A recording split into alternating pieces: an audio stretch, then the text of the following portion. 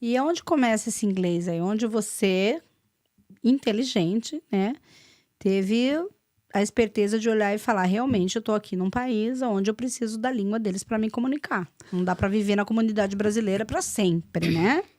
Aonde você já tinha essa certeza, claro. E aí, como você consegue encaixar isso na sua vida? Eu tenho que estudar a língua também, com meio dessa da rotina do trabalho, né? Humilhação, né, Vanessa? Humilhação, primeiro ela testa ali sua resiliência, testa se você quer ficar ali mesmo, até onde você quer se submeter, até onde você paga para estar ali, né? E no trabalho acontecia muito comigo. Parecia que cada situação que acontecia comigo nesse sentido de inglês, humilhação, às vezes alguém falava alguma coisa que eu não entendia. Na verdade, quase sempre isso acontecia no começo, né. E eu pensava assim na minha cabeça: "Meu Deus, eu preciso entender essa língua". Eu ia nos lugares, as pessoas conversavam entre elas, riam, coisa do cotidiano normal. Você vai num restaurante, você vai num bar, você vai numa igreja, todo mundo fala inglês, você não entende nada, você pensa na sua cabeça: "Meu Deus", começa a ficar um pouco paranoica, né. "Será que o povo tá falando de mim, dando risada da minha Ou sabe cara?" que eu nem tô entendendo o que estão falando e falo muito menos. Exato. Fica esses questionamentos, Eu né. fiquei eu fiquei muito paranoia nesse Tá, sentido, te porque incomodou. me incomodou muito. Chegou um ponto no trabalho, foi no trabalho que a minha chave virou, nesse sentido: "Aí eu preciso aprender inglês o mais rápido possível". Eu comecei a ter problema num sentido de não receber. Então, aí eu ia atrás do meu pagamento no final da semana e falava: "Não", aí estava faltando US$ 80. Aí eu falava: "Não, Hum. mas o que que é isso aqui?". "Ah, não, isso foi na casa da fulana que ficou mal feito". Aquilo era um É um soco no meu roubo. estômago, porque eu Não, falava assim: "Como é um assim? roubo, né. Eu fiz na casa dessa fulana melhor do que eu faço na minha casa, porque de fato esse É, centavo faz falta pra sim. mim. Como assim ficou mal feito?". Eu fiquei com um asco dessa palavra tão grande, eu falava: "Não aguento essa palavra, mal feito, mal feito, mal feito". Aí me faziam voltar às vezes, pra fazer de novo.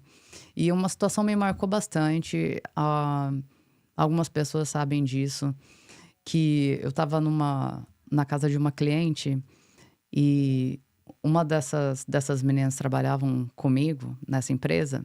Eu tinha acabado de limpar esse banheiro, um banheiro tenebroso, assim. Sabe quando o sabonete fica muito tempo ali no onde Cria aquela guarda o sa crosta, cria né. aquela crosta, você tem que raspar? Daquele tipo era o banheiro. E aí tinha um presto barba daqueles de homem elétrico em cima da coisa, assim, da pia. Uma pia gigante, né, cheia de coisa que eu tive que mover tudo para poder limpar. E aí voltar tudo de novo. Aí eu estava já em outro cômodo quando eu escutei a menina me chamando. Essa menina que tomava conta das outras meninas que Uhum, trabalhavam comigo nessa uhum. casa, nessa companhia. Aí ela me chamou na frente da cliente e falou alguma coisa do tipo assim pra ela: "Ah, não, não se preocupa, foi ela que limpou esse banheiro, pode ficar tranquila que ela não vai receber sobre isso, porque isso aqui não existe, olha". Aí a cliente possessa da vida, e a pia que eu tinha limpado melhor do que na minha casa, estava cheia de pelinho de barba, de homem, assim, que tinha caído do presto barba, supostamente, que eu não tinha limpado. Aí eu olhei aquela cena, assim, aquilo gravou na minha mente profundamente, assim. E essa menina gesticulando com essa cliente, falando pra mim, falando de mim, assim: "Não, fulana, pode ficar tranquila, essa daí não vai receber por esse trabalho aqui, porque olha bem, não tem cabimento, ela deixou isso muito mal feito. Ó, a gente nem vai trazer ela de volta aqui". Vanessa, aquilo pra mim foi um tapa na cara, eu falei: "Meu Muito humilhante, Deus", né. muito humilhante.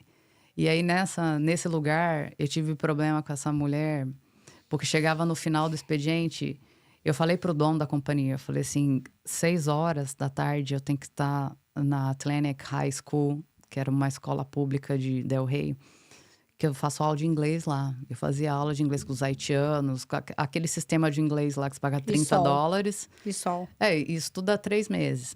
E aí, eu estudava lá. Aí, dava umas 5h30 por aí, ela já sabia, essa menina que dirigia todo mundo. Eu falei: "Ó, fulana, eu preciso ir. o fulano, dono da companhia, já sabe que eu tenho que estar de volta lá no estacionamento para pegar meu carro, porque eu tenho que estudar, tenho aula. Ela arrumava tudo que você imaginar para fazer, para eu atrasar, para eu não ir para aula de inglês. Isso aconteceu por quase 1 ano e meio com essa mulher nesse lugar. E aí, nesse 1 ano e meio, foi muita resiliência na minha cabeça, porque eu precisava muito daquele trabalho, mas ao mesmo tempo eu não aguentava mais ficar perto dela. Eu arrumei um foninho de ouvido na época, porque ela ia falando umas histórias cabulosas, assim, do que ela fazia no Brasil, não sei o que, e aqui, não sei o que ela mais. E quem que ela namorava aqui, não sei mais o que. E aí meu Deus, eu preciso sair desse ambiente, isso tá me deixando doente. E tipo, dor de estômago, que eram umas coisas que eu nunca tinha tido antes. Eu ficava o dia inteiro com dor de estômago. E era por conta daquilo, aquela cena não saía da minha cabeça. Ambiente ruim, né?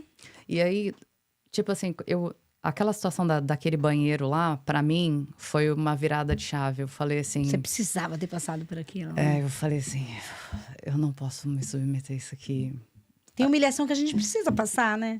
É Que necessário. ao invés de jogar você pro buraco, pega te empurra pra longe. Fala assim, não, eu não tenho que estar aqui, realmente. Eu precisava desse pontapé.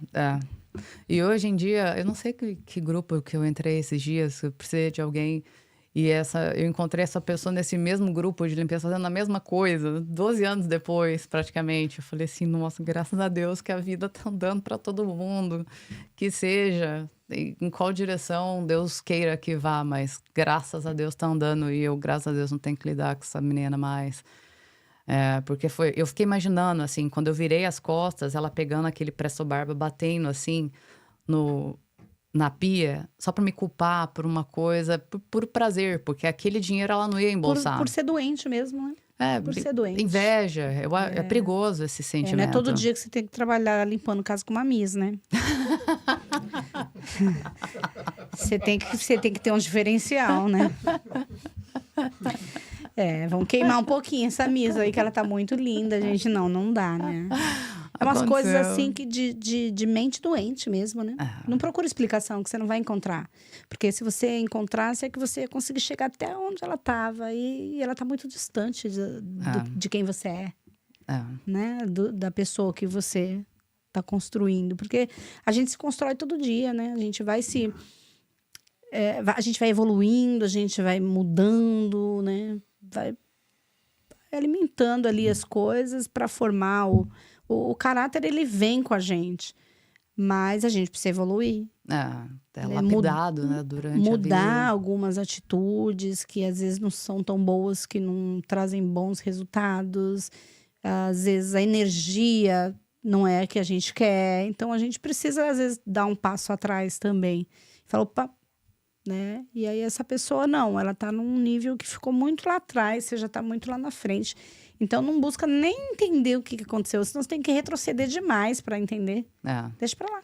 É muito... Gasta muita energia. É demais, e você vai ter que visitar lugares que não são seus, né?